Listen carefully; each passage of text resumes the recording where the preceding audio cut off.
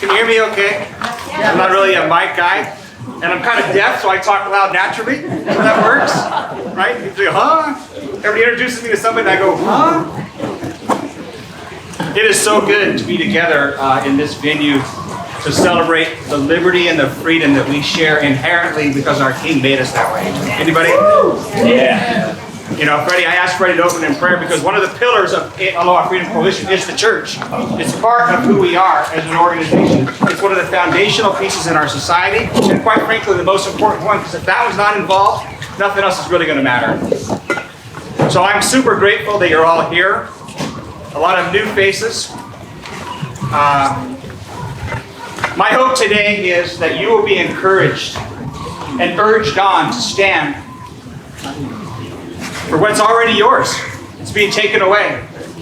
We need to stand together, and so the purpose of our time together is to encourage you, to illuminate and bring information, to give you opportunities to participate, and then just to be together, to share aloha, to look somebody in the eye without a mask. And if you want to wear a mask, that's fine, okay?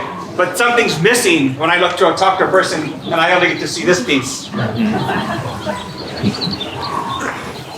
So before we get started, though, a little bit of housekeeping. There's a couple of bathrooms right up here, kind of painted like a beige yellow right up here. In addition to those restrooms down here, but do not use the stairs, they were painted today. Okay, that's not going to be pretty. So you can walk around and come down, and in the foyer of those buildings, there's another restroom down there, so if you need to do that as well. And before we really get into the program, I want to thank a few people. Yvette Moore, thank you for singing. Wasn't that beautiful? Yeah. Where'd she go? We want to thank Bud and his wife Karen and the staff for allowing us in this fantastic place, right? I also want to thank, by having them stand, we came here about a week and a half ago and did a work day here, AFC did, to support the church and just to say thank you. So if you were here on Friday, Good Friday, will you please stand? Everybody that was here, I know you don't want to stand, but stand anyway. Thank you. Thank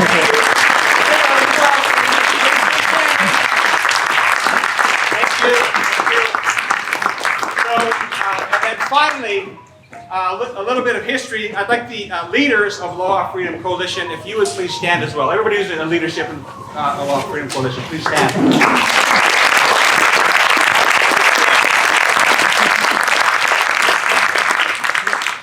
A couple of months ago, we had a meeting like this, and it was in the sanctuary space.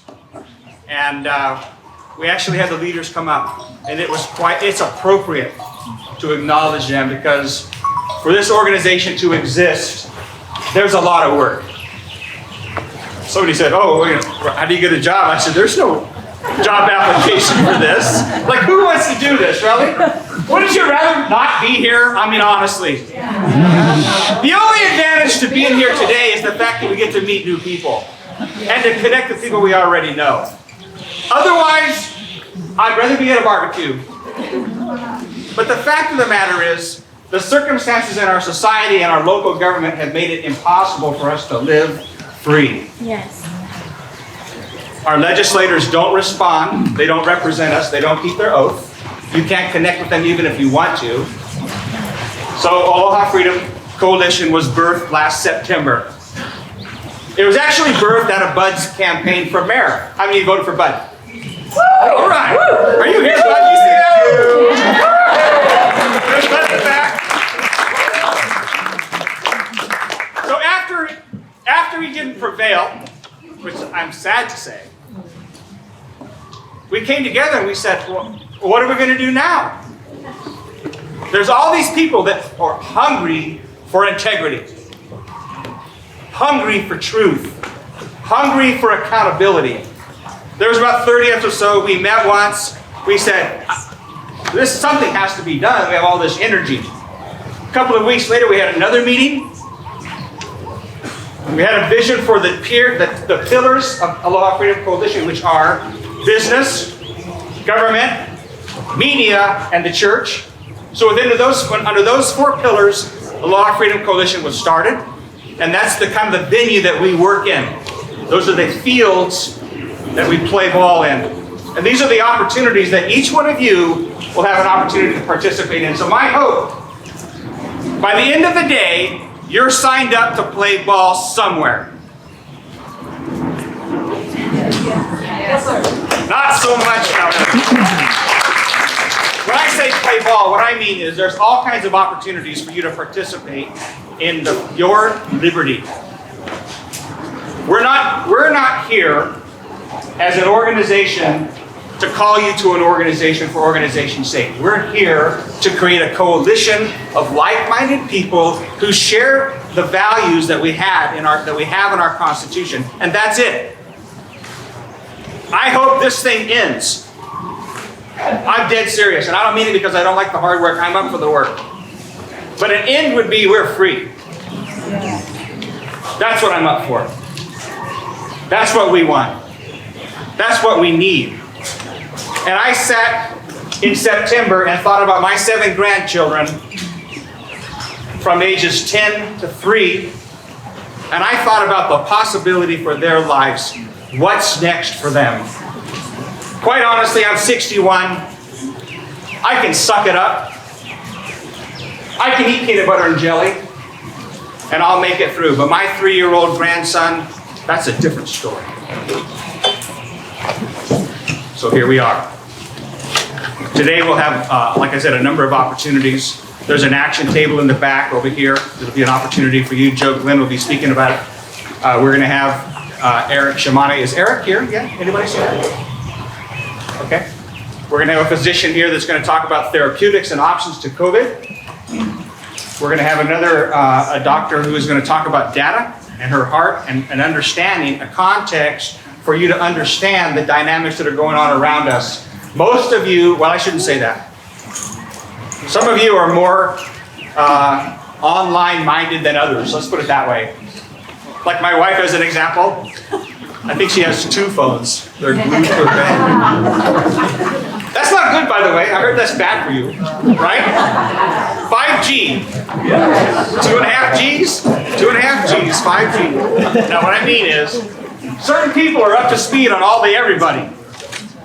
I'm actually not that way. That's not my bent. My bent is look at my long-time friend. Tell her I love her. That's my bent. Nevertheless, there's a lot of information out there that will assist you in trying to make good choices, because we're not here to tell you how to live. If you want to take the shot, you should take the shot. All we're saying is you should know what you're doing.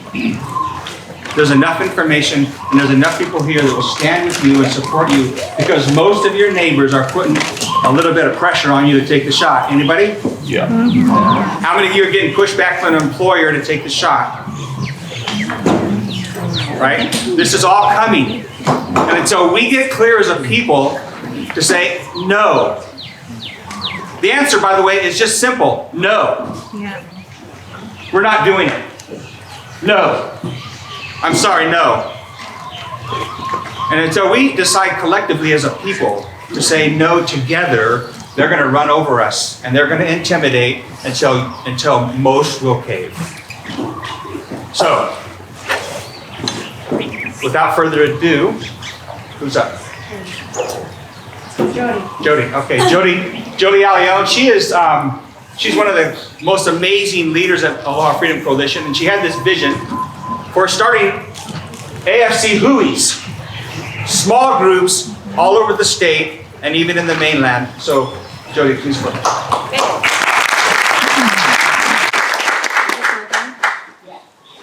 Okay, good. I can't talk as big as Gary does, so I have to talk through a mic here.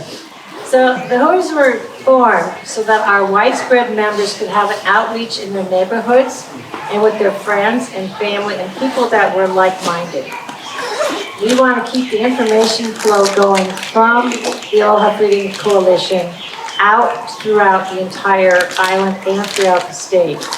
We want you to have a place to go where people are like-minded. And if you have a yearning for people that you don't have to argue with all the time or just be quiet, am I alone? I've heard so many people say, I'm so alone here. Well, the Hui's were formed and are forming now so that you have a group to go to where you can feel safe. So we will continue, of course, all these monthly meetings and the rallies and all the things that we do. But this is a place for you to go to however often you decide who is going to meet. And meet in your own neighborhood and do what you want to do. And so each of our hui's are doing it a little bit differently. We don't have a template, we're just saying we want you to be around safe people. So the format is open, and it's basically a hub for data flow, back and forth between the outreach groups and ourselves. So we're always looking for new articles to submit. In fact, one of the speakers comes from a hui discussion. I was so impressed with everything she said. She's going to be speaking this afternoon. So if you have writing skills or you want to participate in the website, we're going to be looking for people to help out on the bigger picture. We also always want people to write letters to our congressmen, our legislators, and our government leaders, and to participate as much as you can. The more of us there are that have a voice, the more impact you're going to have in the decisions going forward. So we're really hoping that you join the hui's. We have 12 in place right now. And there's a table out in the back that says AFC hui signups. And so we have some of the leaders from most of our groups, or at least representatives, that can talk to you. But the main thing is just sign up, or get your name on the list. The leader will contact you, and you can decide if you want to go forward. Nobody's going to bug you. You're on the list, though. You can maybe wait a month and say, you know, I'm ready for a group like that. But at least you've made the contact, and we can contact back to you. So if you go back to that table after the presentations, we'd love to get you signed up. We do have a leadership Zoom call every 2 weeks or so. And so someone from each of your hui's will be on that call if your leader's not available, so that we can transmit information and make sure everything's going okay. But I just wanted to list out, maybe the hui leaders, if you're here, can stand up when I call your name. So we have Chinatown, we have Briaz Arizumi.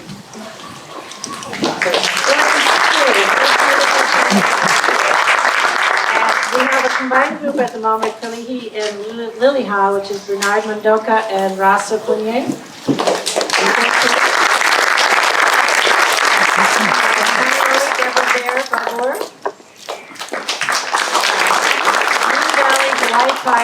We need several groups in that whole area. It's a big area, but right now Jamie Campbell is taking it. She'll also be speaking. We have a Y9 leader who's she's somewhat in quarantine right now. She comes from Makaha, and I said it's your risk to come here, but she probably isn't here today. But she's in Y9 in Makaha. We also have another one, Tanita Botu, who is also in Y9 South, more southward. We have Lauren Langton from the North Shore. There you go. Kailua that's in the process of being formed, so I'm the temporary leader of the Kailua group. We really need someone to head that one up. Salt Lake, Jessica Cope. No? She's good though, when she gets in touch with you. The Waikiki, we have 3 co-leaders, so that's another way you can do it. So not one person wanted to take it, but 3 took it. So we have Lori Searcy, Naomi Lowry, and Jennifer Volrath. In that group, so they're eventually going to split up. Kaimuki, a new group being formed. Jess. There she is. It's going to be great. And the most exciting news that just happened this week is that we are starting up a group in Maui.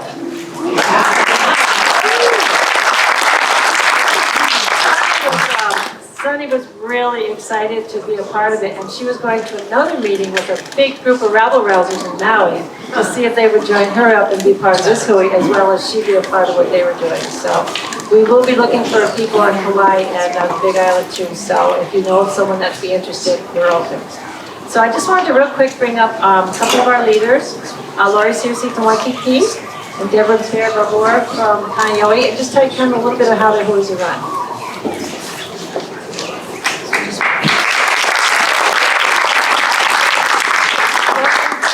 Talk in public, right? I can talk in public without my glasses on. It's all a big blur to me. So My group is actually in the heart of Waikiki, and a lot of our people are just either walking or whatever. We do have parking. I had on from the initial rally, we had like 8 people sign up, which is fantastic. And just sending out emails to get in touch with everybody. And so our first group, we had 4 people attend. And we have a new leader coming off of that group, Jen over here. She is a go-getter. And so our first group, we mostly worked on trying to get on Telegram so we could all communicate together. That's really important, understanding the telephone and how that all works. And we also started different topics and started talking about some of the bills that are coming up and how you can go about doing that. So from there, our next group is going to be meeting next Saturday. That's going to be the 7th? The 17th. We're going to be meeting again, and we're hoping that more of the people will show up and our group will grow bigger. And so that's going to be 3 o'clock at Waikiki. Deborah Beer Babur has a different approach. Think about it. Okay, aloha everybody. And then look, there's bandstand back there. I was like, oh my God. I was gonna be like Gary, because I can be kind of loud, but I don't know if you guys can hear me back there. So I started a group for preparing. I saw a pastor online and he had a dream, and basically what I got from it was brace yourself. And this was before the election last year. So I had started this group last year, and I call it Brace Yourself. And we are connected on Telegram. That's the way I like to communicate. And right now I have kind of about 3 solid people. The new people from this group I have not totally got together with yet. There's Steven was supposed to come today, and I don't know if he's there. But anyway, so right now I just tell you what we're doing is we're going through this book called The Killing of Uncle Sam. So every week that we meet the 1st and 3rd Wednesday nights in Kaneohe. And one of my faithful attenders, he reviews each chapter. We do 1 or 2. We do 2 chapters because see how thick this book is? And then after we finish, the author is Rodney Howard Brown and Paul L. Williams. After we do this, we're going to do Killing the Planet. So it's a lot having to do with the financial oligarchy that runs everything, runs our nation, so that we can get a good background on what is really going on. We also got to get the scoops on the rally. So I don't know if people just saw that on the news. There is like not very good reporting on that. So when you come to our small groups, you probably will get the truth, because I was there, we were there, and we saw it all. So I'm just trying to encourage you that we talk about a lot of different things. I just got my ham general license, so I'm going to be sharing FRS radio so people can connect with each other in case there's an emergency or whatever, and then also about ham radio usage. So just different things like that. I'm very much into being prepared, and Hawaii is very isolated, right? And so we need to take care of one another. We are ohana on this island, and we can't be doing all this, like having pilikia between each other, fighting. We have to take care of one another, and so honor those who want to get their vax, and honor those who don't, and honor those who want to wear masks, and honor those who don't. Anyway, that's my spiel. If you're interested in joining my group, please sign up in that table back there, and I'll get in touch with you.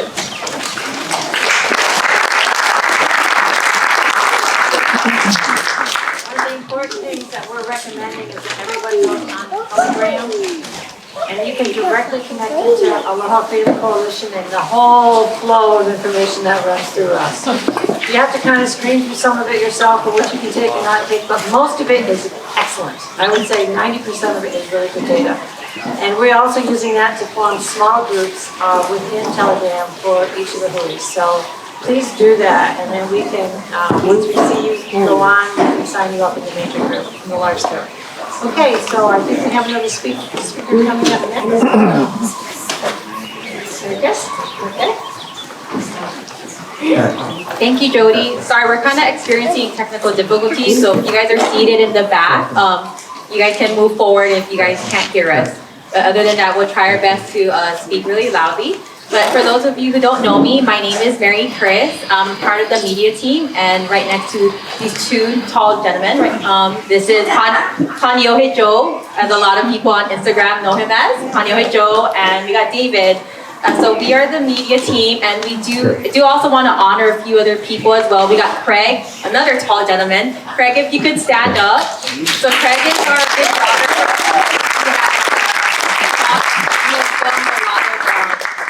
For us, so thank you, Craig, for filming the video, especially what we just kind of talked about from the rally for those people who haven't seen what really happened. Thank you for piecing that together. We also have Leilani. I'm not sure if she's here, but she assists us with our Facebook. But kind of what Gary had said, you know, we love to be with like-minded people, but if we could be doing something else, you know, we wish we wouldn't have to be. But this is a media group, and I just want to honor David, who's being the mastermind with our website. So he has been killing it and updating our website and making sure it looks all teed up. So thank you, David. And then Joe here. So again, I called him Kanyohe Joe because a lot of people know him as that, but he is the main guy. We kind of tag team with Instagram, but he takes most of it because he talks a lot with the people. So if you guys have heard about us on Instagram about AFC, it's usually him you guys are talking to. So thank you, Joe, for connecting, and you know, thank you guys for just even, you know, finding us on Instagram. And I also want to bring up Rasa Fournier. I hope I pronounced your last name correctly. So if you could please come up. She is our editor-in-chief.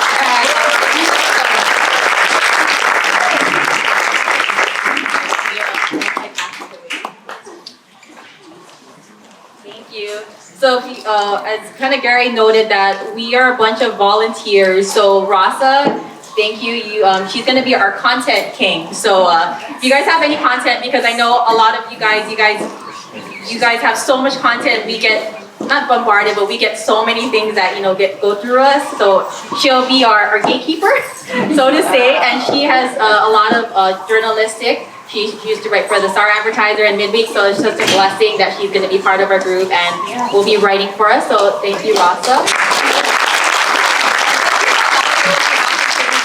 Our media team, again, it's just we're changing again. A group of volunteers. I also want to thank Maria, who's our doctor, and she doesn't want to be thanked, but she's right over there. But anyway, so this is our media team. If any of you guys are interested in, you know, joining us, if you have photo skills, more video skills, social media, anything that has to do with media, please come see me or yeah, we have a help wanted that David created. So it's right in the back on my left. So besides media, we also have other positions, which I think Gary will talk about, but that will be our action table. So if you guys, again, I think there's an opportunity for each and every one of you folks to help out with. So that will be our table that you guys can check out. And I think that is it. Oh yes, actually, yeah. Here you go, Joe. All right, good to see everyone here today. I think we should take a moment just to realize, I think the first meeting here was in July or August. There was about 40 or 50 people there. I think it was mostly just everybody venting about everything they didn't like going on. And I look out here, there's probably 130, 140 people here. So let's give a huge round of applause for Terry. The whole team that made this happen, that just kept spreading the word, kept getting more people involved, more people activated. I know that we probably all don't agree on everything. Nobody does, but I think we all kind of agree at the core what's important to us. It's pretty funny that Mary Chris said I was the Instagram guru or whatever. I didn't even have social media until October.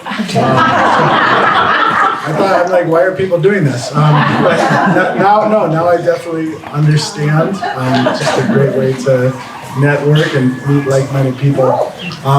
So one thing, a lot of us have been talking about, like when we're on social media, we're in these really small circles or whatever.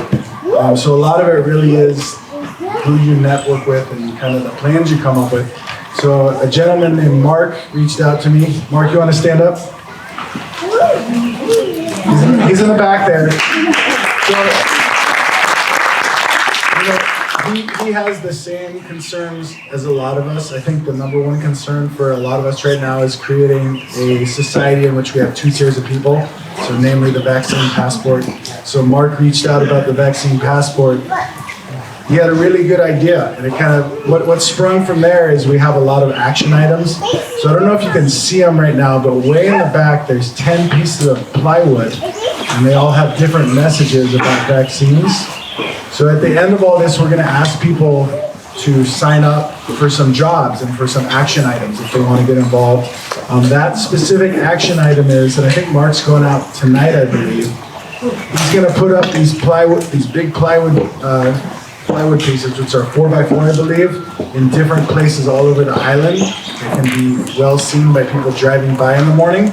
So if anybody has a truck, they're kind of interested in this guerrilla-style mission, probably going out at 3 in the morning or whatever. But it really, no, this is really the tactics we need to be taking, okay? We play nicely, we complain on social media, and that's good because we've done all the networking to get us here, but now we got to get out there in front of the public eye. So if anybody else wants to join in on that, come sign up at the table. You can take one sign, you can take 5 signs, you can take as many as you want, but they are in the back by the bleachers. So that's one of the action items. Okay, I know some of the people responded on social media to our sign waving. So we want to be out there at busy intersections. Positive message, right? Spreading a positive message, but we're going to be doing some sign waving about the vaccine passports. Because honestly, a lot of people don't know about it, or if they know about it, they don't really think about it because either they took the vaccine or it's not a worry for them. But they're not really seeing 4 steps down the line like a lot of us are. So there's a bunch of sign-up spots. One thing we recommend, get together with at least like 3 or 4 people. I don't recommend going out alone just for the safety and numbers standpoint. And also just showing that visibility. So yeah, the point is not to tell people anything's right or wrong, but we do want to let them know that this is a really bad path we're going down. I think everybody here knows that. So a huge shout out to Mark, because that's kind of the beautiful thing about all this networking is somebody just reaches out, they have this great idea, then we have action, okay? The last action item is maskless shopping.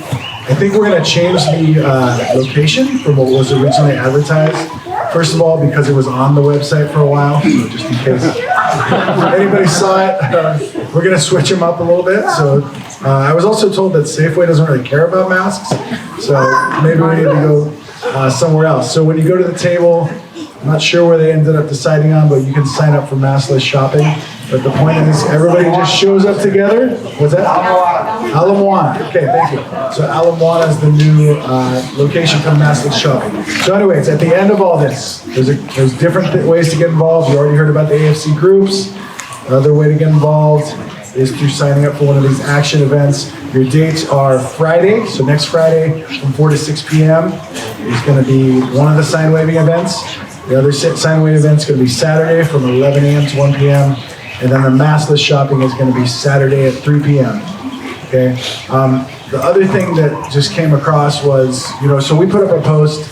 Someone from Kauai shared about a family member who had passed away right after their second shot of the Moderna vaccine. So just putting up that one post within 48 hours, 4 different people reached out, sharing their own story of a neighbor or a loved one or whatever. Now, I think as hard as it is, we kind of need to ask some of these people to go public with their stories. So I will try to do that, but I know I'm not the only one that has heard of someone or met someone that has had this happen to them. So you know, there needs to be, this needs to be out there, because right now it's just, you know, kind of being whispered about in the background. So I guess, you know, hopefully this hasn't happened to anyone here. And I'm not trying to capitalize off any kind of tragedy, because first of all, it's just terrible that somebody lost their life. But we do need to get that word out there when you hear about these things. So I will be doing my part to reach out to these people that reached out to me. But I strongly feel we need to get the word out that, you know, it's not all what the media portrays it to be.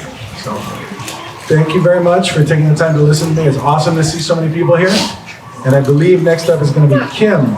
Kim's going to talk to you guys about our t-shirts. Yes? One second, one more action item. Yes. I've done up a three-fold pamphlet with, mostly it just says facts and fear about COVID-19, mass safety measures, and the COVID passport. Because so many people just don't have the information, they're just listening to the news. So I've given it to a few people to kind of prove. But this will be something that what I'm hoping we can do is hand out stacks to people who are interested, and I've been a guerrilla tactic to put them on cars, put them in stores, put them wherever, just to get this message out, put them at ATMs. That's something I do, is put information at ATMs. So if you want to, I'll be at the action table too, if you want to either give me your email and I can email you the PDF when it's completed and you can print them yourself, or we'll connect and I'm happy to deliver them to you, and whatever you want to do. So anyway, there's just one more action item. Awesome. So yes, please see the action table at the end of all of this. Thanks, everyone.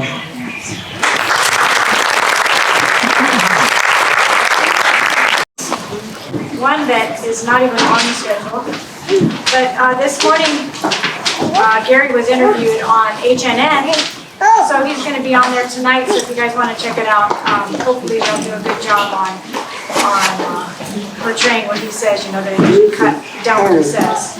But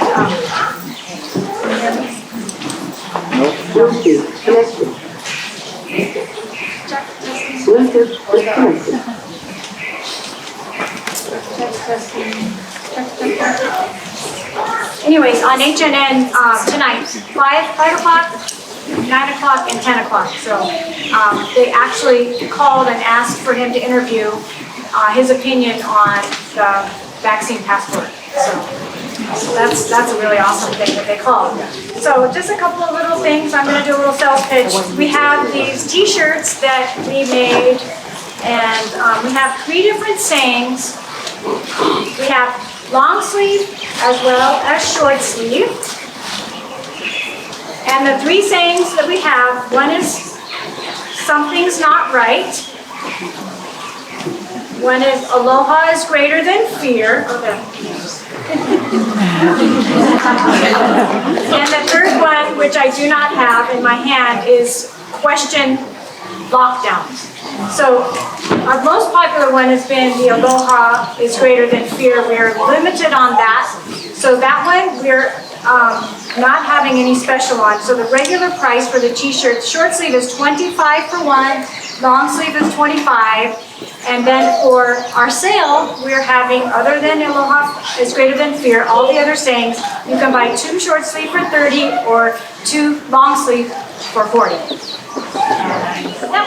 So, and we are running low on a lot of them, so but please come and support. It's really about supporting our organization. So, thank you.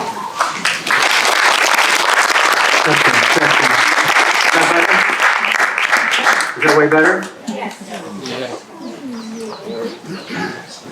Buddy. She's leaving, and I'm really sad. Not for good, but you know, we really became a family, and you guys are going to be all part of our family as we grow. It's just so fun. But anyways, this is Jennifer, and she heads up so many things. She gets us so many great people. You know, I don't know how many of you guys were at the rally on the 20th, but we had some amazing speakers that came from the mainland. She just like goes for it. She just right on Instagram is usually her platform, and she just goes right ahead and just boldly asks them, hey, you want to come? So anyways, if you guys have any connections on that note, please let us know, because we're gearing up for the next one. So anyways, this is Jennifer. She does a lot.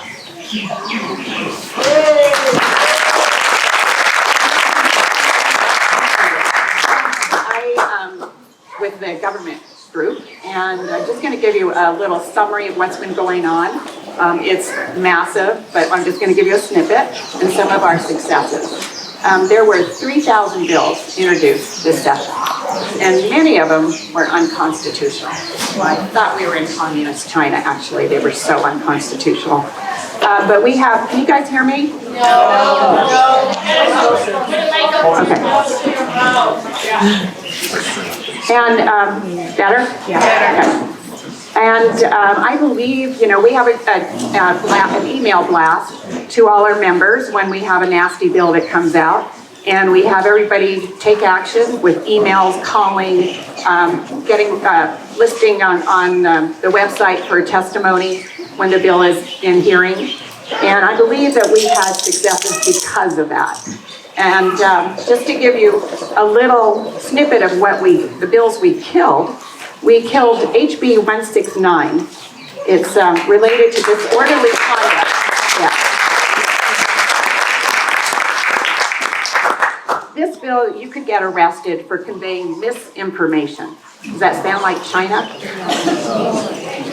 And then we killed HB 643 and the companion bill, SB 521, relating to emergency management, meaning that essential workers had the power to have non-essential workers, whoever those might be, arrested if they were voicing dissent about the emergency orders. We killed it.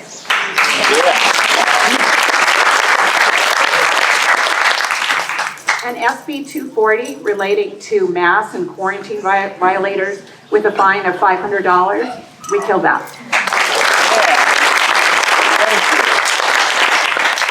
So there's a few others, but we're on a time crunch. So plan of action, what you can do. First of all, if you haven't signed up on the website, the Capitol website, go to www.capitol.hawaii.gov. Get familiar with that site and register, sign in so you're ready to give testimony when bills come up. You guys get the website? www.capitol.hawaii.gov. There's a lot you can play around with. You can find out on the right-hand upper corner, it says looking for legislator. That's where you can find out where your reps and senators are. So start with that. Get to know your representatives and senators. Call them up. I call them up and have Zoom meetings. And I call them on the carpet when they're not voting the way I want them to. Right.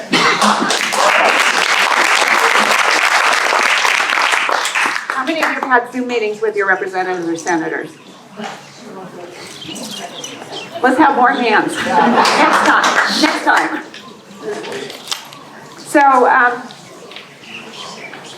I would just suggest that, you take action. Get off your couch. It's time to stand up. We have one life to be brave. Let's do it now.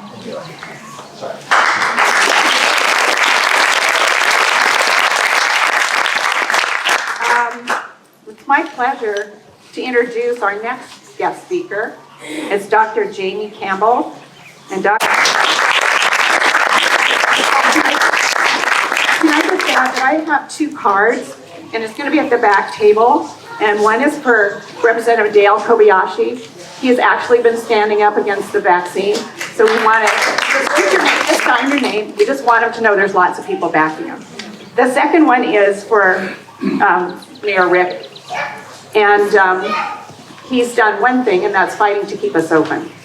So we're going to put that on the back table as well. Okay?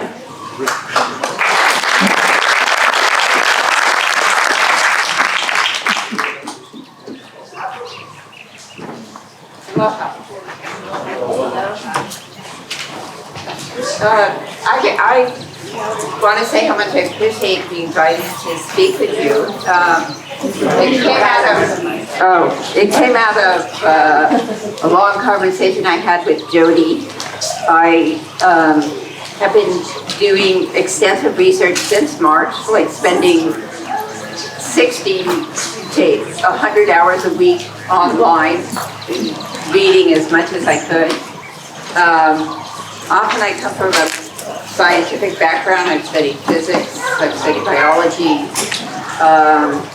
and I saw right away that the statistics were completely false. Put the mic up to your mouth. Oh, right here? Yeah. Right here. Oh,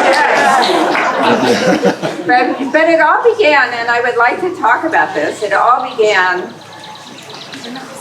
with my mother's death that happened at the end of February, just 2 weeks short of the declaration of the pandemic.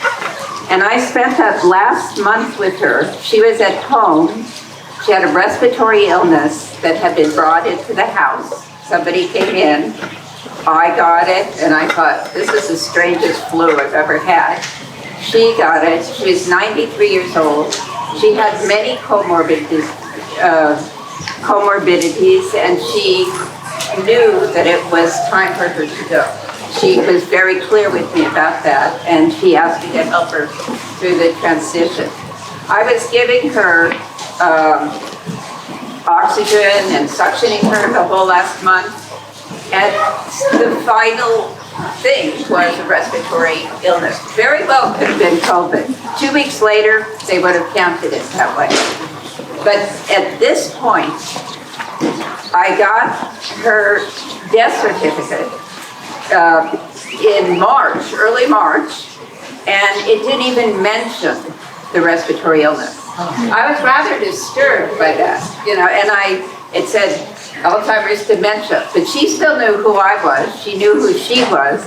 She knew she could eat. She could still answer any multiplication table I gave her. So, but they didn't even mention that. I called her primary care physician from Kaiser Hospital, and she said, oh, the CDC doesn't want to know about these things because we care about the underlying conditions. It's just all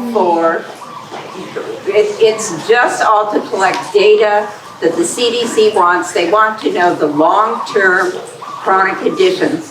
Many people, finally their immune system gives out with a virus or something, but they don't need to know that. So I was kind of disturbed. I did all this research at the CDC, trying to find out what they really wanted. I saw that it was somewhat accurate. I called, looked up in Hawaii. 2 weeks later, 1 week later, they changed the ruling so that anybody who had a positive PCR test was counted as a COVID death. So it's a completely different thing. So I saw that if you were comparing flu, and what I think is she had that seasonal flu, and that was the last thing. But you can't even compare flu to this because they're counting it totally differently. And if they counted this like they count flus, we would have almost 80% less COVID deaths in the United States, if not more. And I started researching and looking into, most of you know about the PCR tests and how they're falsified. They're not, they have very little to do with anything. And I looked into Kerry Mullis, who created the technology for that. He said they should never be used for this purpose. There was no, they use as many, they amplify a little piece of the RNA so many times that you could actually find anything if you amplify too many times. Fauci himself admitted that. This has never been used. So it kind of felt like my mother died and the world went crazy. It was hard for me to separate those two things. I thought, Mom, you're much more powerful than I thought. Because it was just so boom, boom, like that. And so I started looking into this, and then I started looking into the history of pandemics. In 2009, there was the swine flu pandemic that was false. It was a fake pandemic.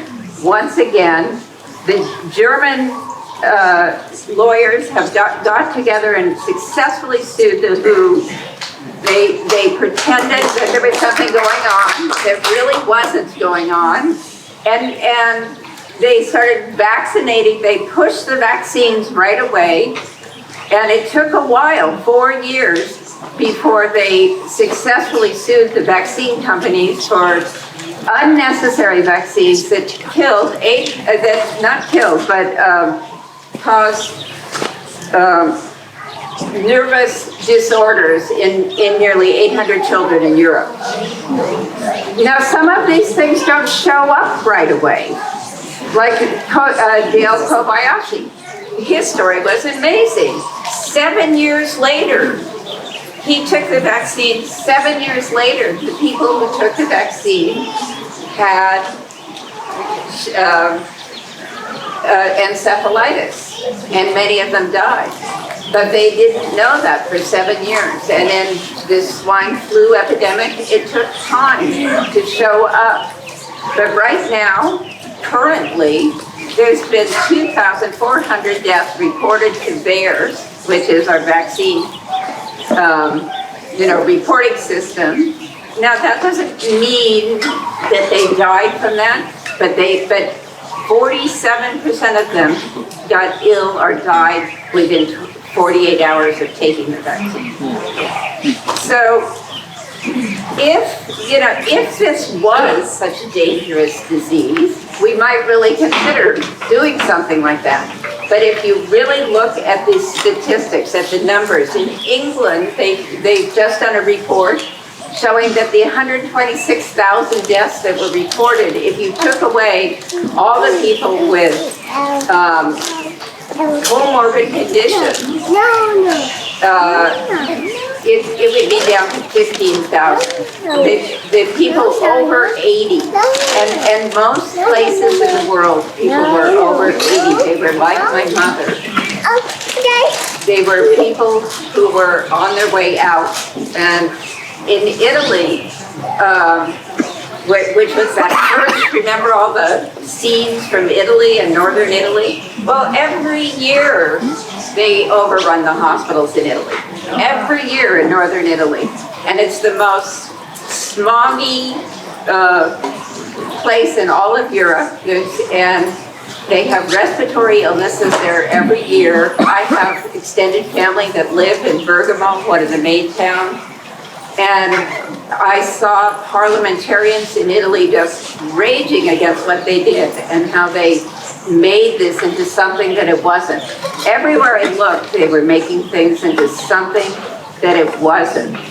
They were taking a normal process of death and pretending that it was, something incredible. We all have to accept our mortality. Yes. They were trying to make it, and I accepted that with my mother, and I saw what happened with my mother, and I saw in the end, she had a pneumonia that in her heart and her breath stopped. She was at home, quiet, peaceful, with the people she loved. I feel so bad about the kupuna who were separated from their families, who were not allowed to see their family. That's just a horrible thing. And I don't know if you know, but Amnesty International actually did a report on Great Britain showing that they committed crimes against humanity for how they treated their elders in the nursing homes. And it's the same thing that Cuomo did in New York, the same thing that was done in Quebec and Ontario. In many cases, 40 to 70% of all deaths happened in nursing homes to elders. And it was a plan. And it happened after the lockdown. There were spikes in certain places. And it was very clear that this was a plan. And there's been many reports on it, but it's pretty amazing that Amnesty International did something on Great Britain. They never usually do that, but they show all the statistics on it. So if you take out all the cases, before, up until this year, nothing was ever a case unless you were sick, unless you had a symptom. They have tried to give us the idea that a healthy person is contagious. That has never been true in the history of humanity, and it is not true now. 2020 did not change that.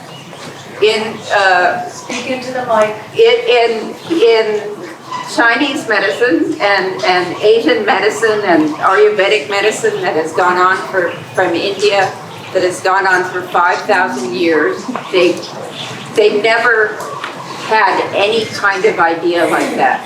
The idea is that you strengthen your immune system. Your immune system strengthens if you breathe the air. Aloha, ha, the breath. We need to have to be able to breathe fresh air, to play in the sun, to have ohana. That's what keeps our immune system strong. Our immune systems are a natural, complex system that have been developed and designed and, for thousands and thousands of years. And they're very adaptable to different things. One question about vaccines is that if you take a vaccine, it kind of hijacks your immune system for one thing. Bill Bigtree talked about this a little bit. It hijacks it for that, and then it's not available to respond to different things. But I would say, they just keep telling stories, and if we don't come to really understand and know that the whole, what justifies the mass is this idea of asymptomatic spread. There is no asymptomatic spread. They did a study actually in China, 10 million people that they tracked and traced, some of whom had the virus. There was not one spread asymptomatically. All the tests show there is no asymptomatic spread. So if you believe in asymptomatic spread, you believe you can harm others, then that's how they justify the mass. So we have to undo and unravel the delusion, the things that we have been taught. And I think this is a time where we're having an opportunity to really relook at some ideas that maybe we've had or not understood or not known, and discover new things. And I just wanted, in my research, I happened to come upon an medical researcher from the 1800s who came here to Hawaii in the 1800s to study leprosy.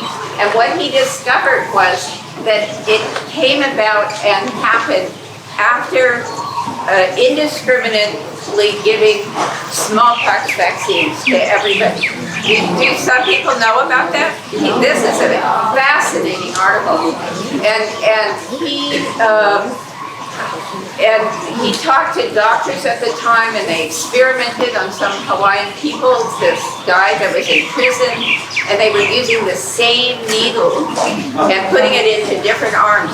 And leprosy is not, you cannot get it just by, none of the nurses died from it. It was only blood to blood. So, and he went to all kinds of places around the world and found the same thing was happening. So it has been used against people. And so I think we need to expose these myths, because I think some of the exposure of these myths will liberate people and really have them feel their own power inside themselves, their own control over their own immune systems. And there's a lot of work to be done in so many different areas, and I'd like to offer, more. I'm trying to consolidate thousands of hours of research into a few moments, and I know vaccines are up, so I just wanted to say that. But young people should not be getting these.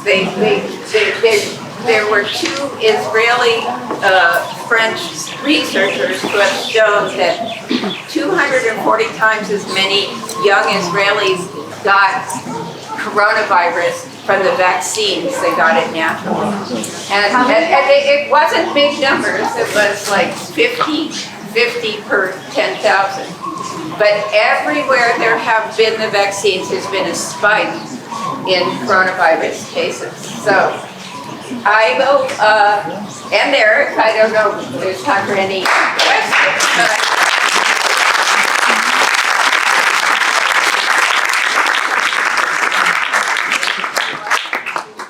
He says, "Oh, you're that rebel guy." I said, what do you, no, I'm not a rebel guy.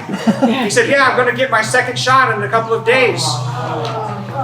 And so we just engaged in about a 20-minute conversation about how he should reconsider getting a second shot. And that it's not a rebellious position to tell somebody the truth. We have to, as a people, we're so concerned about possibly offending somebody that we forget to love them. Because telling somebody the truth is the ultimate act of love. That's what love looks like. It looks like the truth being expressed in a way that people can get that you care. We're not just a data bank. These are our friends and our family and our neighbors. Take courage. You have the truth. And so what Jamie shared was fantastic. Thank you so much. I just tell you that I did go to Home Depot with a friend the other day, and neither of us wore masks, and nobody said anything to us, looked at us funny. I talked to 4 associates, and I said, "Do you mind?" No. So what we need to do is just remind people what it's like to be free again. So now, and it's my pleasure to introduce my doctor. So when I'm all like this, you know, you're walking. You ever woke up in the morning, you're like all jacked up, right? Anybody? It's just construction workers right now. I don't think so, right? Anyway, when I feel that way, I go and see my Dr. Eric Shimano. This is Dr. Eric.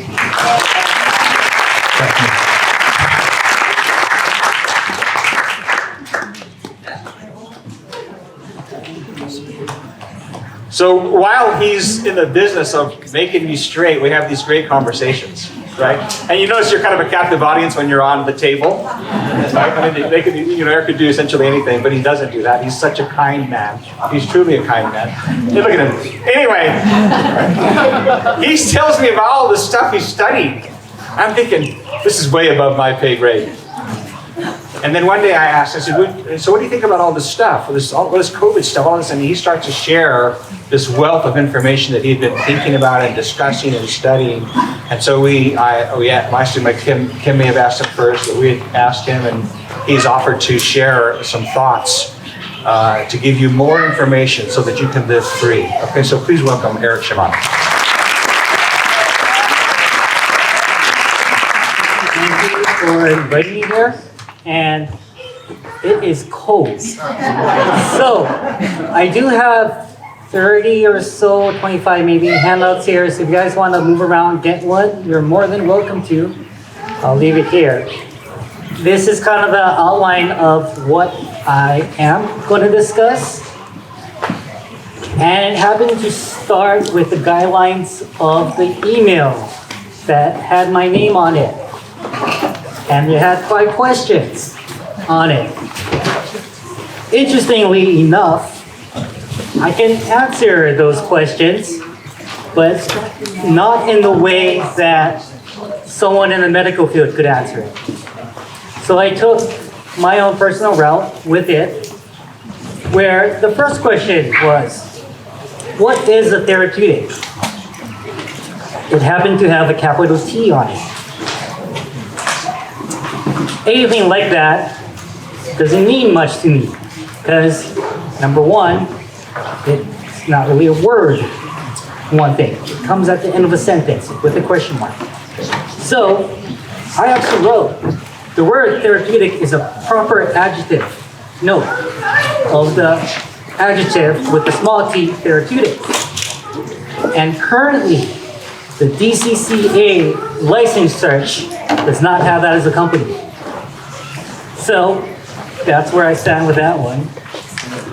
Mainly, therapeutic is a medical word, and I'm not a medical doctor. Therefore, this word does not apply to actually what I do. So I can't answer that in the way that a medical professional could. My background is chiropractic. I'm also studying to become an osteopath, but it's an international osteopathic degree, which is more towards the side of eventually what I'm going to be discussing called innate immunity. Second question, where can I get a therapeutic? Well, that would be from a medical doctor who can provide medical advice. Again, this is a disclaimer. I'm not trying to give out therapeutics or advice about it, even though I could and have an opinion about it. Definitely consult someone who has that licensing, would be great. And then it became to, what is a vaccine passport? Now, I look at the word vaccine, and in history, vaccine means cow.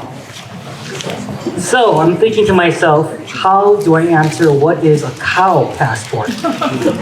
And in history, the way that vaccines came about was the use of cowpox to help with smallpox.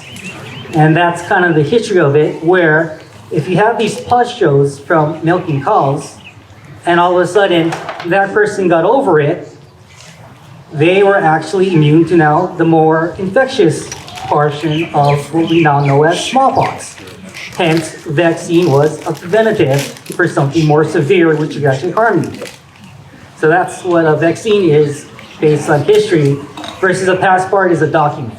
So basically, to me, a vaccine passport just becomes an official document that says you're preventing something bad happening.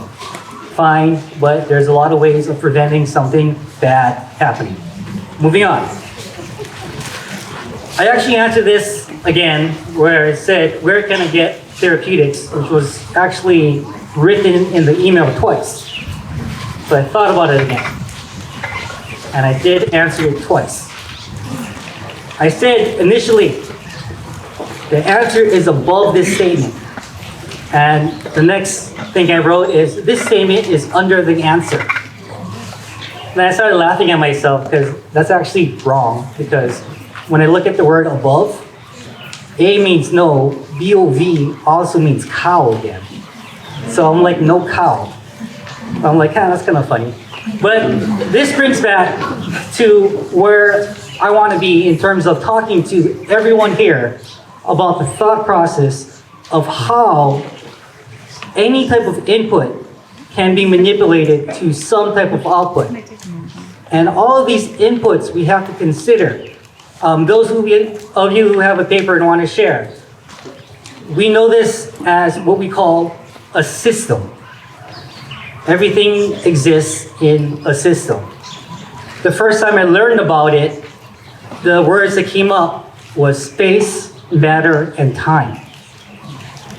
In my practice, in the very early stages, I call that mechanical and chemical stuff and the brain stuff. Later on, I learned that engineers call this the energy, the matter, and the information. And that is a system. That's the inputs to any system, any problem, anything in life.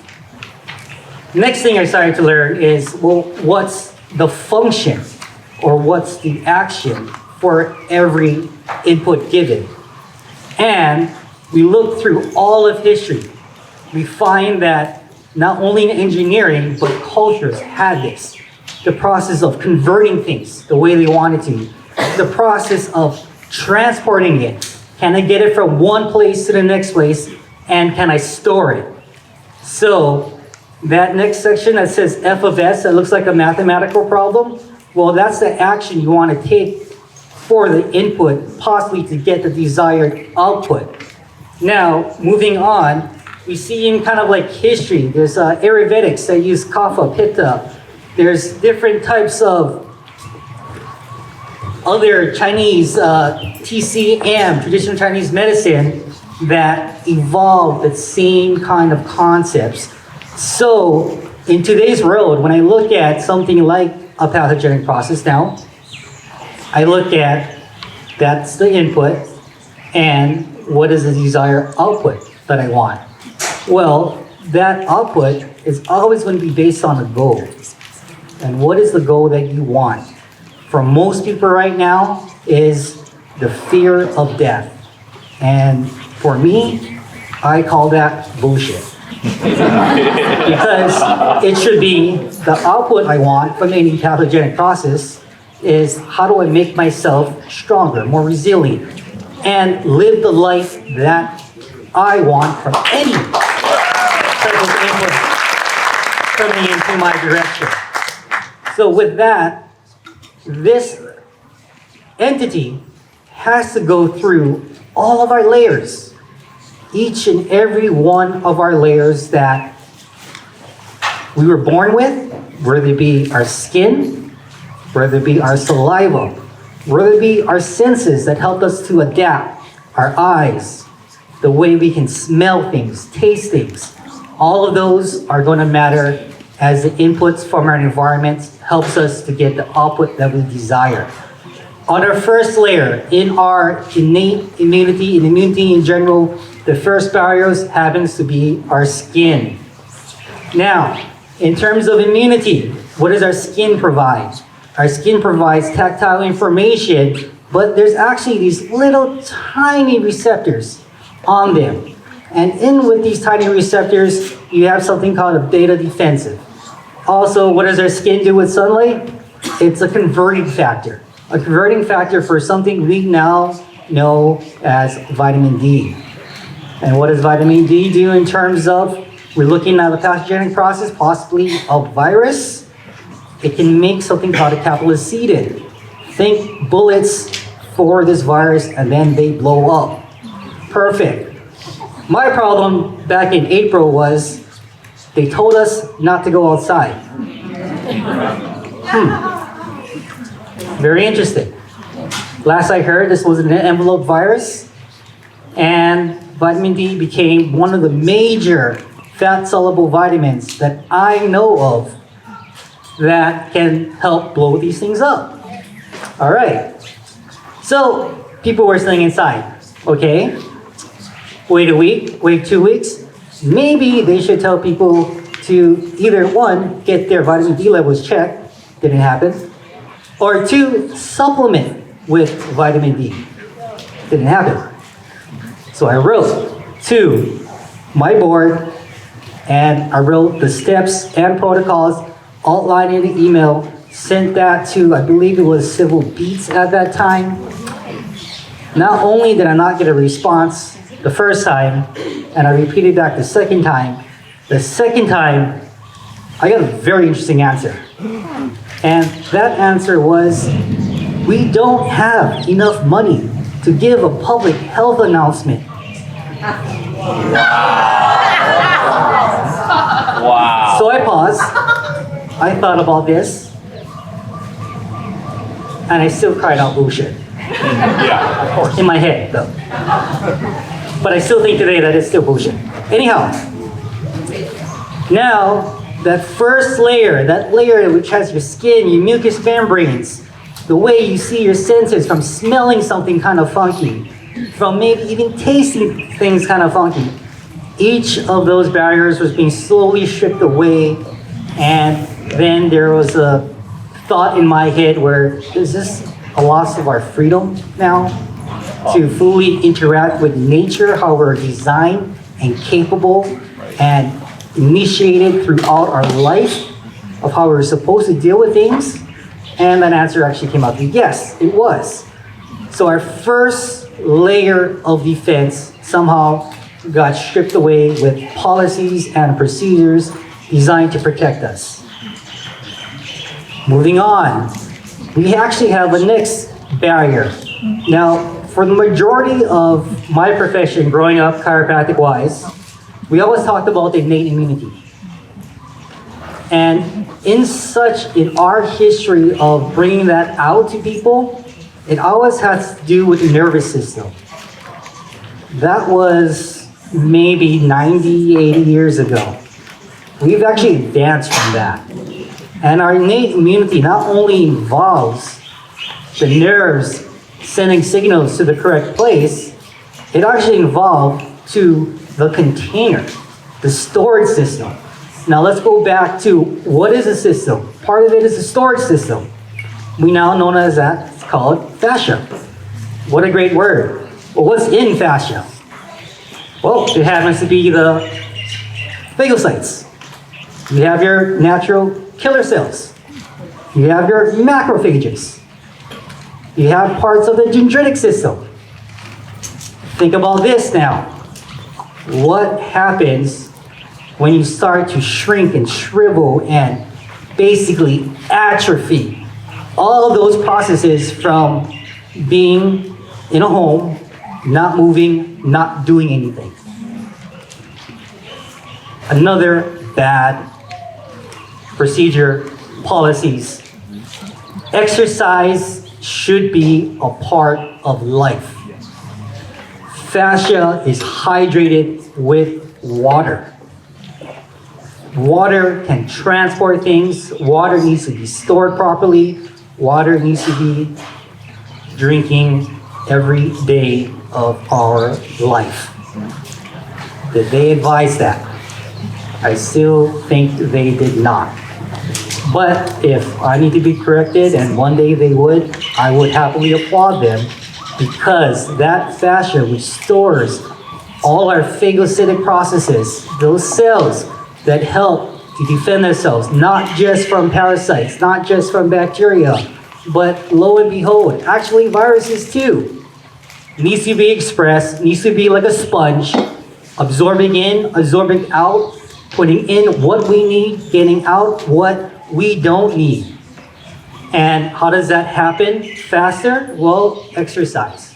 Getting people out, interacting, sharing, even like playing football or going surfing. Getting out there and interacting and socializing is the best way for that second layer to be manifested. And the word here that I like, it should be free. Free to exercise, free to express. Those are the best ways to stimulate that second layer. And there's supporting systems. We have things called cytokines. I don't know if that word rang a bell yet with anyone here, as they brought up this phrase, cytokine storm. The process of attracting and maybe inflammatory process, well, that actually happens to be the third layer in our system. Is the inflammation, is the fever. That's going to be the third line of our defense. How do we now, since exercise got taken away from us, heat ourselves up, get things moving again? Well, the body's going to do it if you're not. And it feels like it's being attacked, it's going to do it already. We call that inflammation. We call that fever. It heats you up because you're not moving. Great idea, except if you use some type of therapeutic to bring it back down, because you're not letting people go outside and exercise, breathe life, or you're not letting people interact, the first barrier building up from the sun again. Now we come to their solution, the fourth layer. It's the acquired immunity. It's the one that happens maybe 2 weeks down the line. And they propose this emergency use vaccine to provide that immunity. Yet it happens to be the fourth layer. It seems like they're working backwards here. Doesn't seem right to me. It may work, but last time I checked, if you have 8 days of symptoms without doing anything, you ended up in the hospital. Then what did they do? Provide oxygen. You had 8 days before that to do that. What next did they do? Suppress the immune system. Well, now you probably had 10 days before they do that.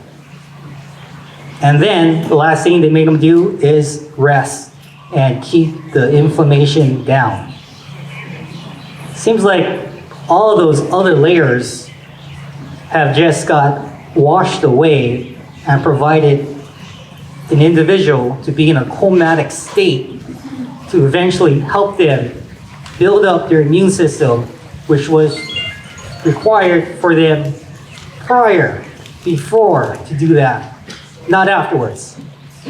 I see a problem here. So, on the last 4 lines, there's hints on that solution. As the first layer, what can you do for it? Well, UVB, that's sunlight. Build your bullets, build your caplacetins. Vitamin A, what does that provide? The cell wall. Build that by eating sweet potato, carrots. You can eat lamb, it comes in meat.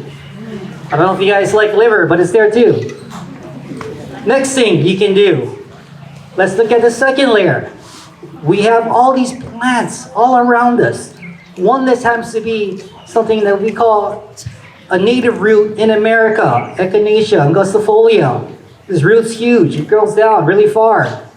It is what Native Americans use to make their tongue tingle. Why do they do that? Because they knew that this root that was very deep and had all of this nutritional effect was best used when your tongue tingled. That means it was potent. Where have I heard this before? The Hawaiians did it. Their whole life. There's other people that did it in Fiji, kava. What did they make them do? Go numb. It's a great thing, kava lactones. Water soluble, just heat it a bit. Great news, level 2 done. What can we do about inflammation? Well, diaphoretics. We have teas. Drink them, chamomile. It helps modulate and control the fever.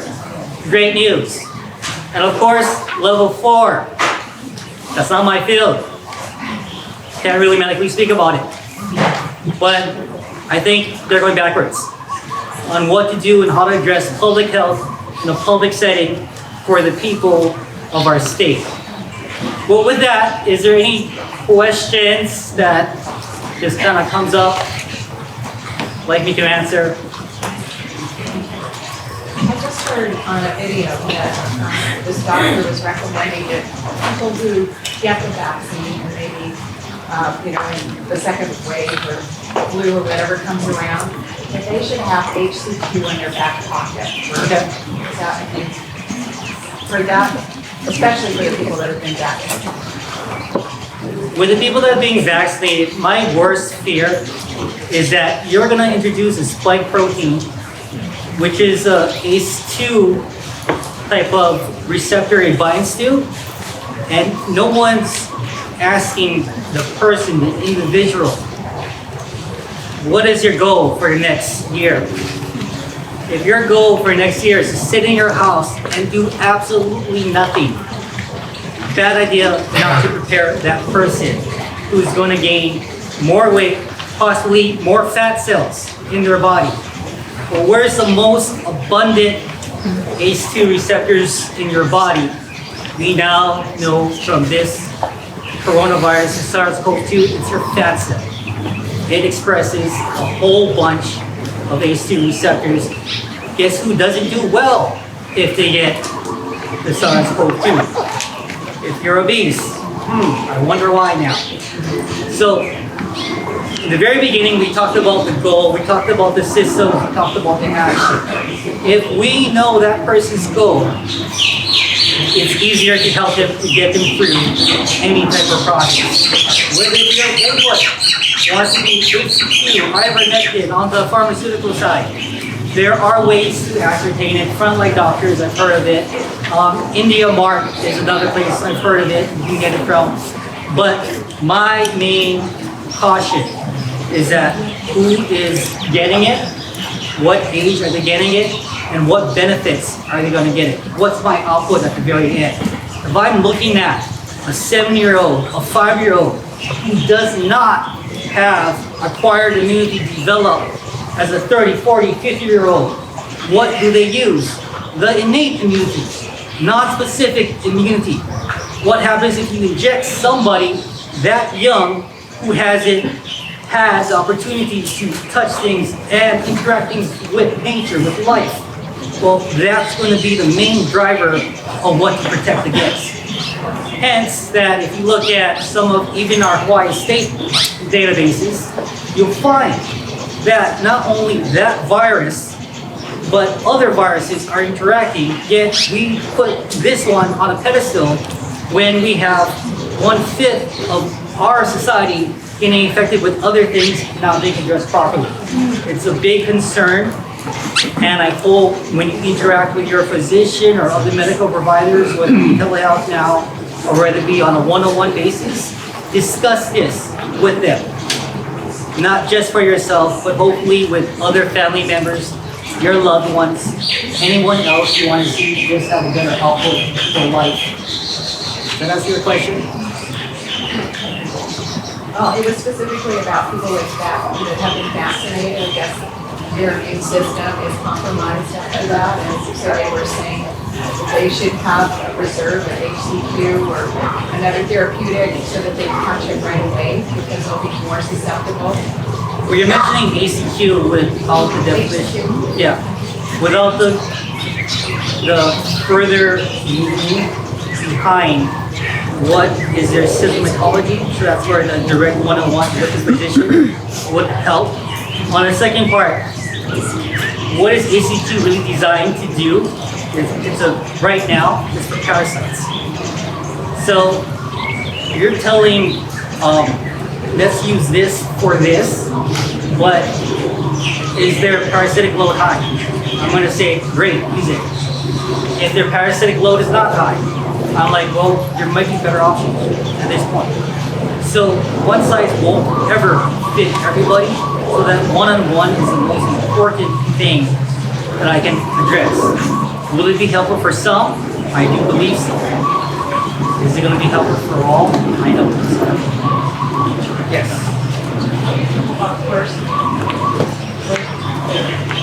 If you're wanting to stop viral replication, you need a key. So that key helps open the door for this other mineral that is very useful called zinc. Getting zinc in the door is the main function that you really want to downregulate some of these electroperoxidation processes. Basically, if you have a decaying thing because of age or whatever whatnot, your body's ability to handle more stress, more oxidative processes needs an antioxidant, needs something to help either capture the bullet or help stop the processes of breaking down your cells, basically. Is it as effective as HCQ? Say you got COVID, what day are you on? If you have the first symptom, you're probably not on day 1. That's true. You're probably going to be further on because the viral replication process takes longer than that to actually develop a symptom. Whether if you have a symptom or not, that's not everyone gets a symptom either. Can you take Prophylactically, yes. Yeah.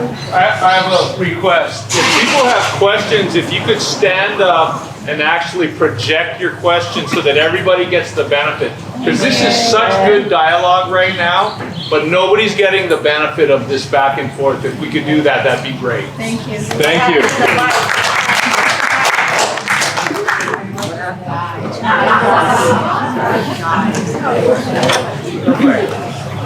Okay, I'll be loud. Yeah. This isn't a vaccine, right? Because it's genetically modifying the RNA, so it's not really a vaccine. I mean, I just wanted it to be, I mean, in your opinion, for me, it's not a vaccine. Because a vaccine to me is part of something, giving you a little bit of it so that your immune system will be built. Where this is actually genetically modifying your cell. So is that correct or not? It's partially is partially true to this day. And the reason why I have to answer it that way is because Johnson & Johnson got introduced. So based on that definition I just heard, where it's a partial thing given, Johnson & Johnson actually did that. They gave the spike protein to an adenovirus, and based on that, you would have to say yes. The issue is that there's something called mononucleosis. I don't know if you guys ever heard of that, but that's caused by an adenovirus. So what did Johnson & Johnson use? Adenovirus. Maybe not a great idea, but that's what he did. Spike protein. Yeah. Probably. I mean, I have no clue how they actually vectored it. What about Pfizer? Pfizer and Moderna. What would you like to know about Pfizer and Moderna? Are they vaccines or are they genetically? Okay, so let's look at definitely not traditional because it's never been done before successfully. But it's an mRNA, it's a messenger RNA versus just strictly everyone has RNA.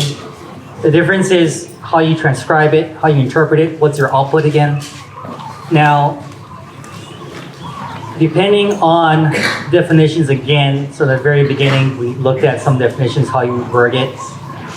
My answer currently is it's not a vaccine. And that is based on a couple key premises.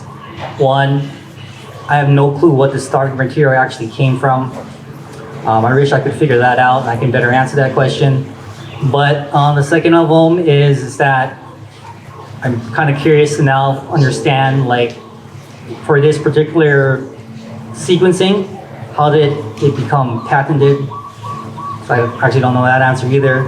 So those for me, it becomes a problem. And the transparency behind it, I haven't been able to uncover much of it yet. And it's an ongoing process, ongoing learning process. Whether it's good or bad, I can't even be a judge of it because it's way too soon. And honestly, we've seen vaccines years later cause more harm than help. Yes. If it's identified not as a vaccine, but as an experimental gene therapy, does that mean that they lose their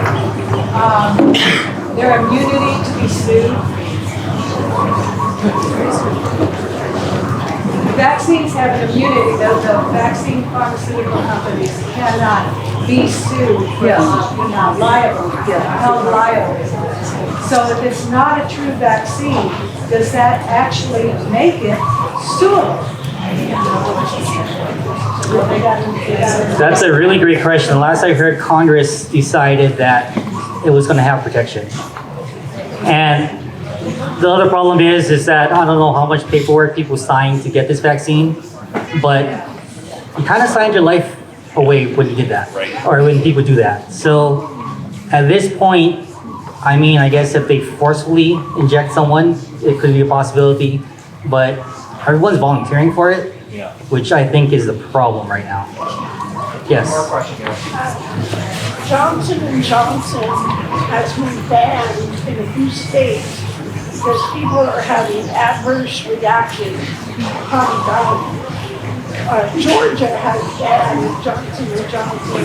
As of yesterday, I heard about news that they were talking, 3 other states are thinking about banning the Johnson & Johnson because people are having bad reactions. It's good to know. I heard that yesterday.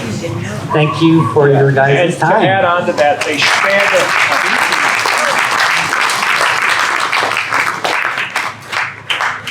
I got some extra information to add on to that. They did shut down one of the major sites in Colorado. They shut down Dick's Sporting Goods Park because of the Johnson & Johnson, because of those adverse reactions.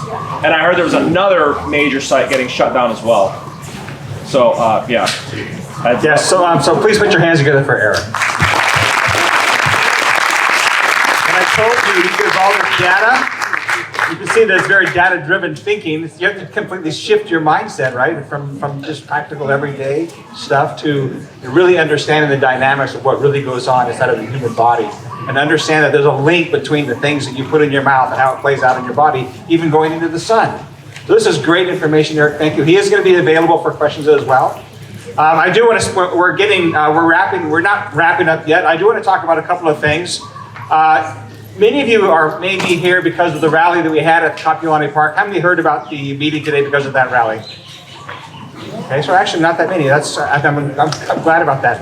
You know, there's going to be another rally. We've decided to participate in another rally on March, May, thank you. March 2022, no, just kidding. May 15th. The same organization that did the worldwide rally has initiated the same rally in May 15th. And we thought about it, we prayed about it, we talked about it, and finally decided that we needed to participate here in Hawaii as well. Yeah, so, and I do want to say a couple things about it. We're going to watch a short video.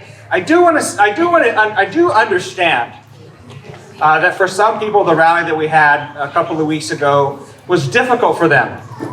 And that it's raised questions with their employers, and people are asking questions. And so, and the ability to participate with the Aloha Freedom Coalition has come into question for some people. I'm just going to be honest, right? And I told Kim and I were talking one day about our participation in the Aloha Freedom Coalition and the pushback that we get. I'm kind of immune because I'm my own boss, right? There's others who are participating and they don't have to have any consequences from a potential employer or somebody like that coming and pressing into them. Why did I see you on TV getting arrested? How many have that concern? Just be honest. You need to be honest about these conversations because this is what will empower you to make decisions. If you just go with the flow, you won't decide. Not deciding to participate at any level is the tactic that we saw at the rally. Intimidation is designed to stop you from acting, period. It's not an accident, the way they achieved their goal at the rally. If you've noticed, they selected a couple of people who had their kids with them. Did you notice that? We turned out later on, we found that this is traditional police tactics. So, and we actually, I believe Amy and her husband are here today. Are you here? Yeah. Amy and Edward. Edward's here as well. Edward? All right. So, let's have a hand.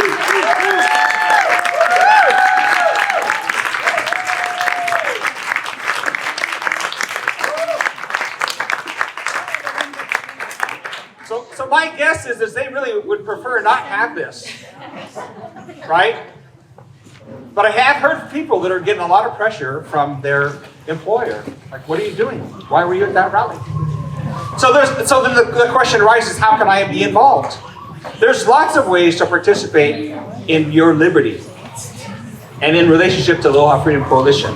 So one of the things that you can do is if you can't come out and be engaged, which you may be able to, and I would, if you can, you should, right? You should tell your friends. I hope we have a couple of thousand people there, right? Hey, we have a sign-up table in the back. So one of the ways you can get involved with the Aloha Freedom Coalition that you may not know about is you can become a member of the coalition. Guess what? These events take money. Did you guess? How many guessed that? Right? Right? So we flew in the speakers, right? We spent a lot of money doing that. And one of the ways that we need your support as a participant in your liberty, notice we're participating with you in your liberty. I'm making a clear distinction. This is about what you want for your lives. So there's a number of ways to participate financially. You can donate. We have a website, alohafreedom.org. You can go there. There's a donate button. There's a way to sign up in the back. There's a sign-up table back there. Signing up and becoming a member of AFC is $100, and then it's $20 a month. That's how we fund all that we do. Nobody takes a paycheck. Everybody's volunteer, just so you know. You should know that. But if this is important to you, if we want to keep having events where we can reach out to mainland speakers and afford to fly them in, put them in a hotel and all that kind of thing, we really need your support. Not to mention things just like printing. We spent thousands of dollars on printing alone for the event. And so what we're gonna do is we're gonna show you a video of the event. David, if you can get over, we're gonna show you a video that Craig made. Craig, where are you at? You guys a master. Craig, is he here still? Craig? Maybe he had to leave, but anyway, Craig put this together. So please look at the screen. This is done for your benefit.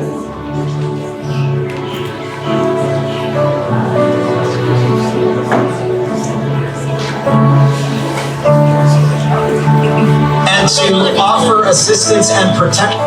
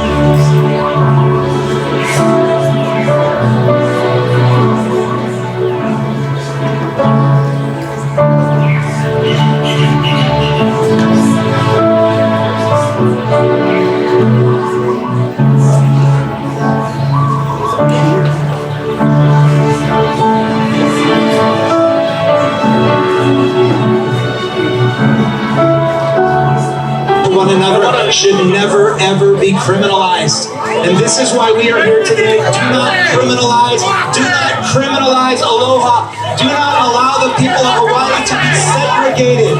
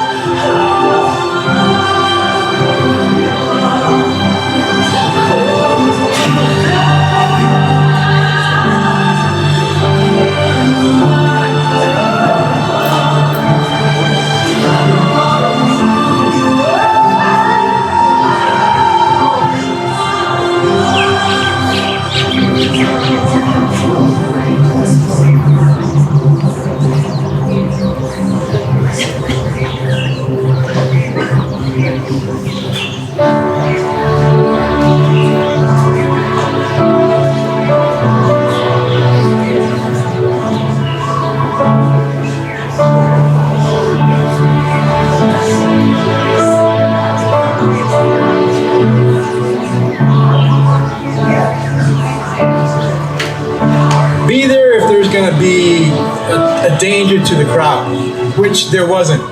So I don't see why, they did what they did. I just don't get it. And she was thrown to the ground for defending her rights. And then I witnessed, as well as a lot of people did, and I'm willing to testify to the fact, that as she was thrown down, that a male police officer put his knee on her neck. And then other officers, complicit in the crime, surrounded them to block the view of this injustice. But you know what was there? A lot of unblinking eyes. A lot of cameras were on them. And we are not going to put up with this. And we're going to do it legally and lawfully. And I guarantee you there's a lawsuit coming in real quick.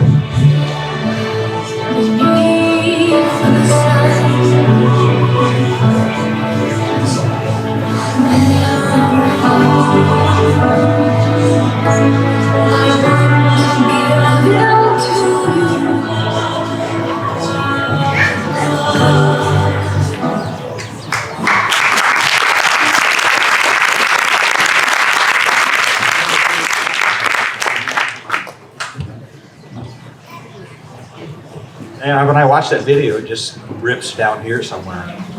Anybody else have that experience? I've seen it a couple of times. This should not be this way. You know, the chief of police resigned, and may I just say, there's a part of me who wants to celebrate her resignation. But there's a part of me that is saddened by her resignation, because it represents a culture that we're struggling within as a state. We shouldn't rejoice in the suffering of another. We should not. Nevertheless, we should stand for what is true and right. Stand. What's required is this should not happen. So the next time we have a rally, in May. Oh yeah. It's amazing how you make the same mistake 100 times. You ever notice that? I do that all the time. When we have this rally in May, the emphasis is going to be it's not a rally to protest against something. I want you to understand something. We're rallying for something, right? We're rallying for liberty. We're rallying for family. We're rallying for the opportunity to have a barbecue. We're not having a rally against the governor. He seems to be the point of the spear for those who are trying to shut us down. But that's not our focus. We are about doing what is right. We will stand in the truth. You know, I thought earlier about this today. You may know some of the things that are in the Bible, but there's a great story in the Bible where Moses sent the men into the promised land to go check it out, to see if it was all that God had said it was to be. And when the men came back, most of them said, "We can't go. There's giants in the land. There's COVID in the land." But not Joshua and Caleb. They understood that the promise of liberty and truth was in the land. So we should not shrink back from the government, from the fear from CDC, from the WHO, from any man. Do not shrink back from man when they come to tyrannize your liberty as a person. I'm just charging you. I'm saying this is so. If you have an opportunity, you can send to our website. Let me digress a moment. Actually, Amy wanted to share today up here, but she's in the middle of litigation. So for her to share is not wise, okay? But one thing that would support her is that if you have video, if you were there was a number of people that were there that took video. Have you noticed a lot of the video that was put on has been taken down? Did anybody notice that? So if you took your video, you put it online, nobody knows it because it's been taken down, but you still have your video. So you can send your video to alohafreedom.org, our website, and we will forward that to Amy for her to support her in declaring the truth. And so yeah, it should be. So we're going to wrap up the event. Pastor Bud's going to come and pray, but I want to show you something.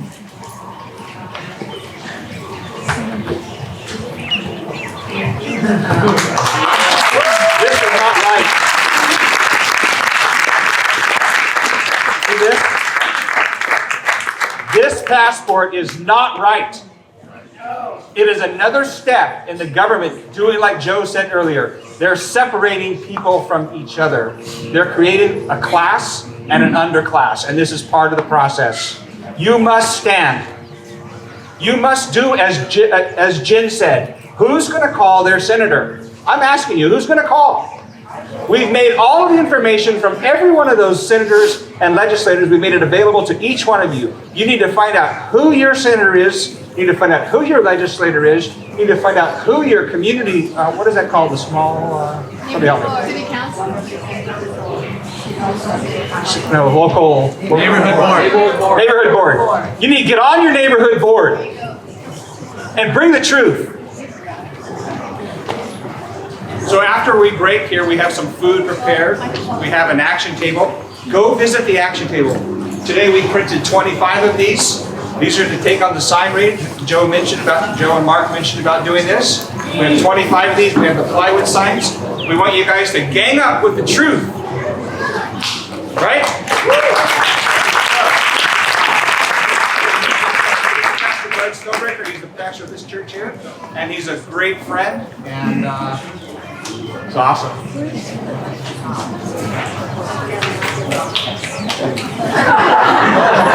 We have issues. We have mic issues. All right. Good afternoon. I know we've had so much fun today, but I want to tell you how proud I am of all that you've been doing, and thank Gary for everything that he has been doing. And we welcome you. This is our church. This is where we fellowship. Some of you here today are part of our church, but we wanted to let you know that we are spiritually and emotionally and physically supporting you, and this is part of our outreach to our community, because nobody wants to live in this new normal, right? How many things have been canceled in this new normal? Dr. Seuss. Just yell them out. Yell them out.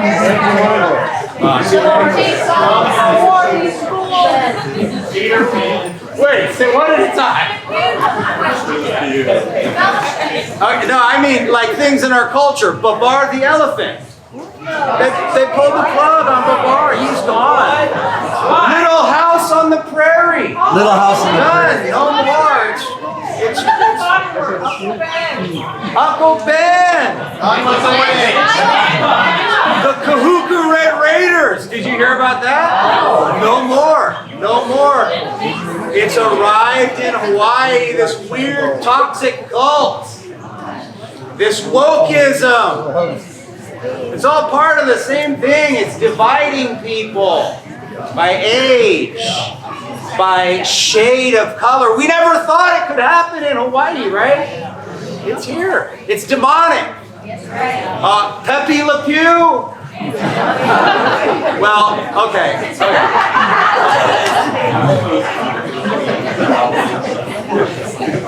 The rapey Scott, who's always sidling up to that cat that got paint down his tail.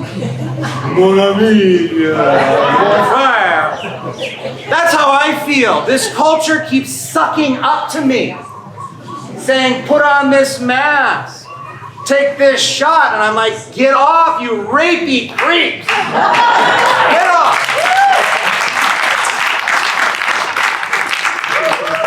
I did see a headline that said, Bill Gates and George Soros are joining forces to create a new fact-checking organization.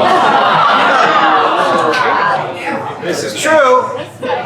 And then I noticed the World Economic Forum was touting a new high-tech mask that has sensors on it and a Bluetooth that connects to your phone and an app so that you can be reminded how to wear it properly, when to breathe, and if you're out in public, your app knows and it will buzz to let you know put your mask on. So people will literally be letting planet Earth know through the internet whether they're compliant or not. Hey, listen, I talk about this stuff Sunday morning in church. We're going through the book of Revelation. I will explain to you everything that's happening from the Bible's perspective. You are welcome to join us tomorrow. We know what's happening. We are children of the light. This evil narrative is darkness. It separates children from their parents. Right now, nurses across the country are so saddened that loved ones can't be at their deathbeds of their family members that they have a new technique of filling hospital rubber gloves, latex gloves with warm water, tying the tips together to form a clamshell cover for that victim's hand, so it feels like a family member is holding their hand with warm latex gloves. They call it the hands of God.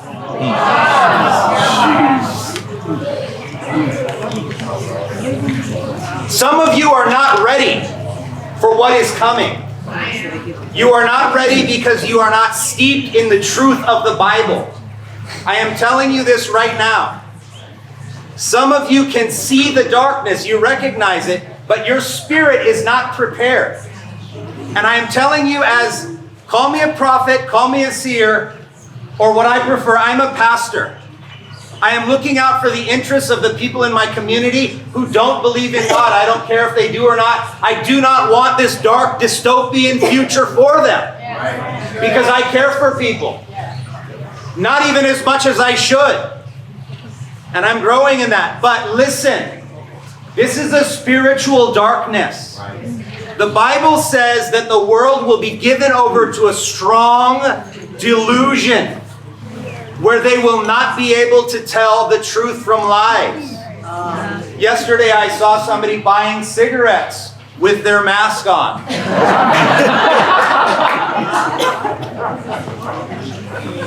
I walked outside and I saw somebody cycling, a real cyclist with Lycra and everything, kitted up. No helmet, but a mask. I went to the doctor this week. It didn't go well, let me just say that. They wanted me to scan my own forehead on their infrared laser on the wall. I said, I'm not doing it. She said, you have to. I walked away and I said, I'm not doing it. So the whole waiting room came in.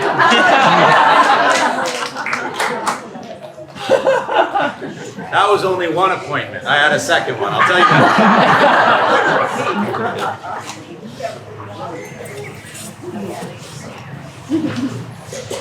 If you are a child of God, you are soon going to experience a degree of exclusion that you have not experienced before.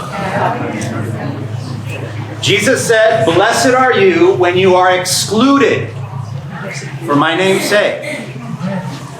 I know this is going to happen. It's already begun. We must therefore include one another into our own lives. We must now more than ever love one another, care for one another, put aside minor differences, and genuinely become a new community in this society. If this society goes south, we do not want to go with them. I don't want to live in that world. And we must resist and restrain this evil no matter what the cost. It doesn't matter. It simply doesn't matter. Because when you're talking about an existential threat to your life and your way of life, it makes it very easy to count the cost. I hope and pray that you are not just in, but that you are all in. Because your life and your family, and even those who don't think like you, they depend upon you. They might be ignorant. They might not know. They might be too absorbed into their digital pacifiers and the NBA. I don't know. There are enough games out there in the world to keep everybody numb for the rest of time. The AFC I love with all my heart. And that is our area of action out to the world.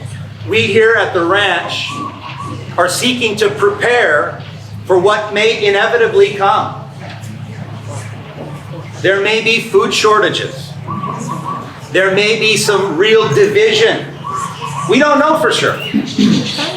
We know what the scripture tells us, but we don't know everything. But here at the ranch, we want to build into one another's lives.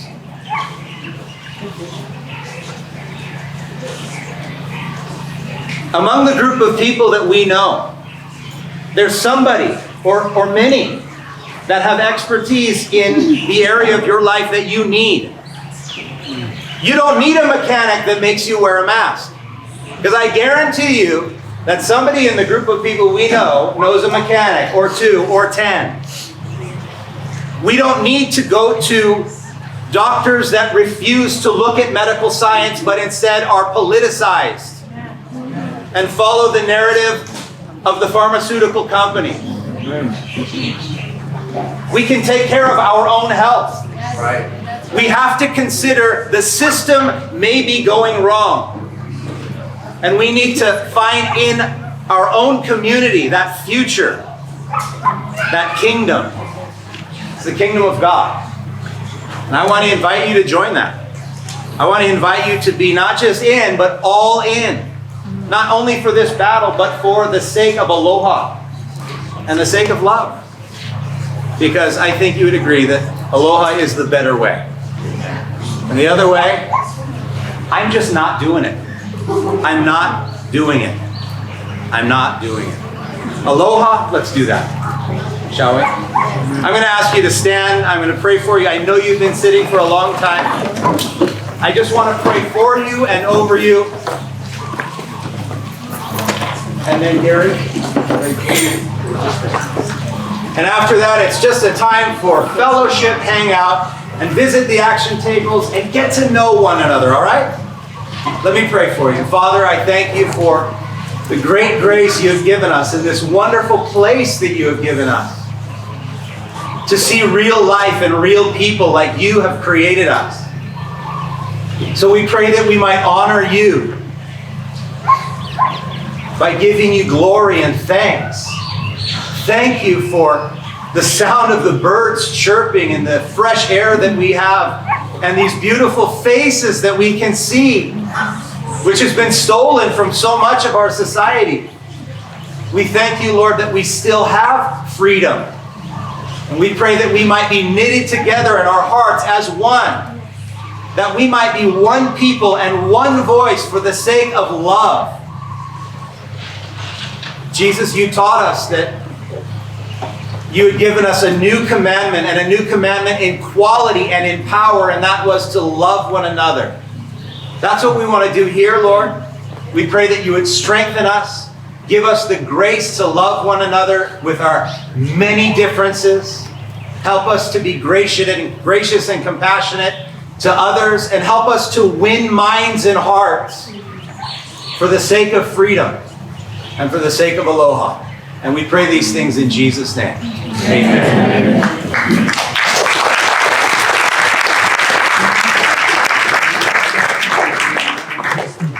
Please check out the tables. Action table back there. Raise your hand. Sign up. Sign up at the action table. Become a member of AFC over there. And otherwise, just love one another. Take care.